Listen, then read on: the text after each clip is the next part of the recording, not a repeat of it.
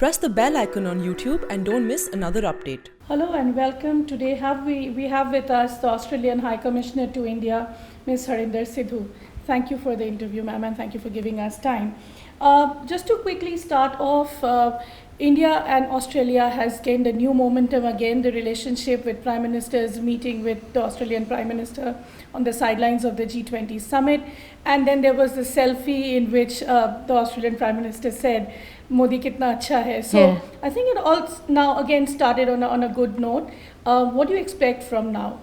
Well, we're really delighted actually that the two Prime Ministers seem to get on very well. They have met previously, of course, before the elections, and they were getting on very well then. That always bodes well for a good bilateral relationship.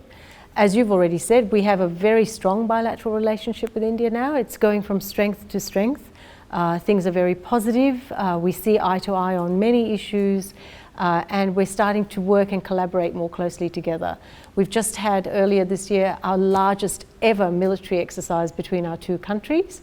That's a sign of how much trust and confidence that we have with each other.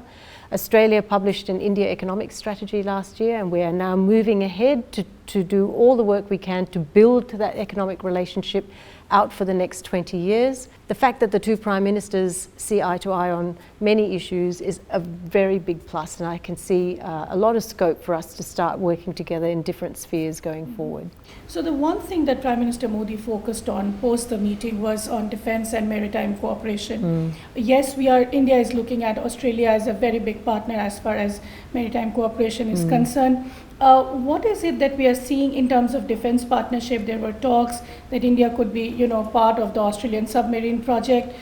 If you can give us an idea of what is happening right now as far as defence collaboration is concerned. There is a great deal of defence collaboration right across all the defence services and in the civilian space. So everything from strategic discussions and talks all the way up to military exercises, defence cooperation. We've had our defence scientists exchange views and visits to each other.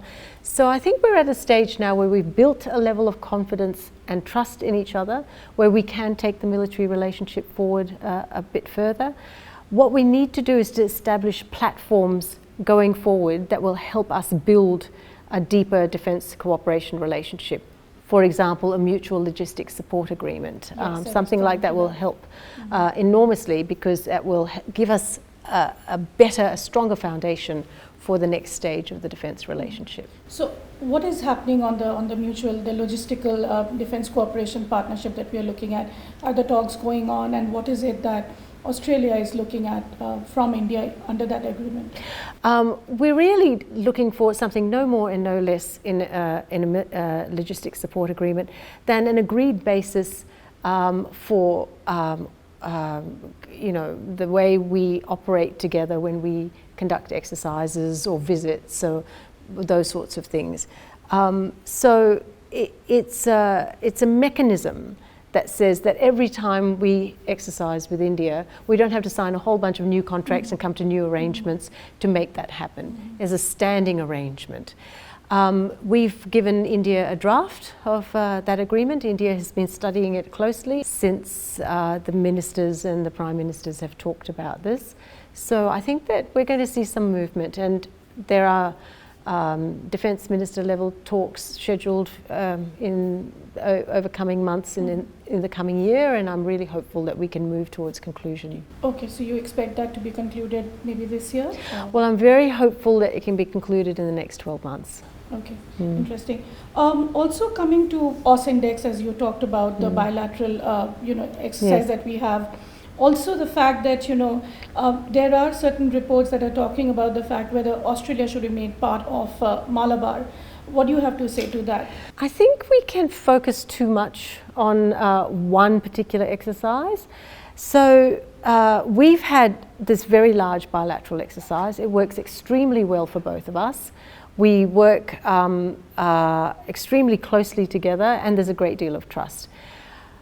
We have always said that we are open to joining Exercise Malabar if we are invited by the parties, but that's not a decision for us to make, it's a decision for the parties to make. Whatever decision they make, we will respect. But it's not to say that that is the only way that we can work with India in other formats. And so there are many other opportunities where we can work together, and we continue to pursue those. But do you believe some of the reports that say that it is India which is stopping Australia's entry into that? Well, that's a matter for those parties, but it's not fruitful to buy into the whose fault and whose fault. We're not lying awake at night worrying about this. We have said positively we would like to join, but really we will respect the decision of all the Malabar partners. Sure. And just coming to my previous question, is India taking part in the Australia-France submarine collaboration? The submarine built, well, that is actually a contracted collaboration. It is, as you know, submarines are very complex pieces of equipment. The DCNS company is also building India's submarines, so there may be scope for that. But our submarine build project is only in its very early stages, so I would say at the moment it's too early to say. Coming to the Quadrilateral Cooperation and Indo-Pacific, how does Australia view them? Do you see them as a security arrangement, or this is just to ensure freedom of navigation? Because then, I mean, within the quadrilateral countries also there seem to be a difference in the concept of both the both the frameworks. I think that there's a distinction between what each country gets specifically out of the quadrilateral dialogue and where the logic, the rationale for the four countries to come together and speak. And I think on that rationale piece, all four countries are united. It makes absolute sense for four countries that see the world in the same way, that have shared values, that have shared interests, to come together and compare views on a range of issues. It is in the end a dialogue that's conducted among four foreign ministries. So to that extent, it is actually very broad. And it's very broad because each of us have stronger interest in one thing than another thing. But the conversation does encompass all our interests. So it goes everything from maritime security and maritime domain awareness to humanitarian assistance and disaster relief to counter-terrorism, for example. And to varying degrees, we have interests in those. So what you're seeing is the slight distinctions of specific interests that each country will have in one issue rather than the other. But all those issues are of concern to all the four countries, and the logic for having a quad is common amongst all four countries. Interesting. Also, High Commissioner, if I can ask you, when your foreign minister was here in January, there was a great deal of talk on India-Australia setting up anti-terror mechanisms. Can you shed some light on that? What's happening on that front, considering we just saw, the Easter attacks in Sri Lanka? Yes, so we were very, very deeply concerned about those Easter attacks in Sri Lanka. Similarly, we were fairly devastated at the Christchurch mosque shootings. I mean, 8 Indian nationals perished in that horrific attack. And India saw the Pulwama attack. And the Pulwama attack, and Australia came out very quickly to condemn the Pulwama attack, as you recall. So there are many areas where we have common interest and concerns about counterterrorism. We have long-standing arrangements in counterterrorism dialogue between our two countries. There are regular exchanges on these issues. We were so delighted that India supported Australia's initiative in the G20 for a statement on preventing violent terrorism on the internet. And so those are the sorts of things where step by step we are doing a lot together.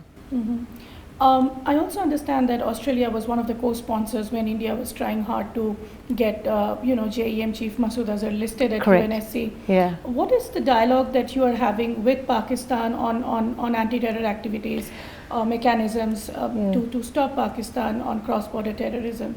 Well, we are very clear when, for example, when it came to the Masood Azhar listing or when it came to the Pulwama attack, we don't say one thing to one country and another thing to another country. What we said in public was the Australian public position. We said it in India, that we condemned this absolutely, and we said the same thing in Pakistan, as we would do in any other country where we come out with a statement such as that. And coming to the trade relationship, India-Australia had been having a great economic relationship. However, right now we are seeing that the talks for the comprehensive economic partnership has been stalled for several years now. Are those negotiations expected to resume, or do you think the focus is now shifted more towards, the Chinese-led Regional Cooperation Economic Partnership, the RCEP? Well, can I just correct you? RCEP is an ASEAN-led trade negotiation, not Chinese-led by any stretch. It is something that we think is a very important vehicle for integration of the economies in the region. And for that reason, having all the major economies in the region being a part of RCEP is very important. So we think India's participation in RCEP is extremely important. We're very keen to see RCEP finish before the end of the year. This is why, of course, the short timeframes between now and the end of the year mean that a lot of focus is being put on RCEP. That's correctly where the focus should be for all our trade negotiators. And Australia is working very hard. We know India is working very hard to get that outcome. The bilateral trade relationship, I have to say, is in very good shape. Trade went up between Australia and India last year by 10%. It's now standing at 30.4 billion Australian dollars. That was the 2018 figure. We've seen year-on-year growth in our bilateral trade at about 15% per year, every year for the last 5 years. That's the average, the 5-year average. So it's been a really solid trade relationship. It is growing in both directions. Indian exports to Australia are also growing. We're opening market access to, we've just recently opened market access to Indian mangoes to Australia, the Indian table grapes to Australia, so those products can now come into Australia. Why are we not able to conclude the CECA? I mean, where are the docs? Well, I think that, the CECA is one of a number of trade arrangements. We're still working on the RCEP. Many of those issues are also taken up in the CECA. I mean, you'd want to have some logic and clarity in these negotiations. The CECA is, I mean, it's still on the table, it's still ongoing, but I'd have to say the focus of attention at the moment is on the RCEP. Do you think India is doing enough as far as RCEP is concerned? Because we get to hear a lot of concerns from Indian industry on giving market access to China. I think there needs to be a paradigm shift here. How you see a trade agreement can be seen as either a defensive tool or as a proactive tool. A free trade agreement can, and I would encourage Indian industry to see it this way, is a tool to allow India access into markets, better access, smoother access into markets that it may not already have. It's one thing to have a free trade agreement, but for it to really work, you have to use it. And so, and if you think about trade agreements that way, then you don't see a trade agreement as opening access to your market. You see trade agreements as a way for you to expand your business, to gain more productivity, to widen your customer base. India very often is concerned about, for example, the extent of market access it gets into China. RCEP is a vehicle to allow that access because free trade agreements are binding. They require countries to deliver that access. So for all those reasons, I'd really encourage Indian industry to take an open view of these trade agreements and see them as a positive thing and a really key enabler for the Indian economy. Thank you, High Commissioner. You're very welcome. You're very welcome. Thank you. For ThePrint, this is Nainima Basu, and with me on camera is Nikhil Hajinis.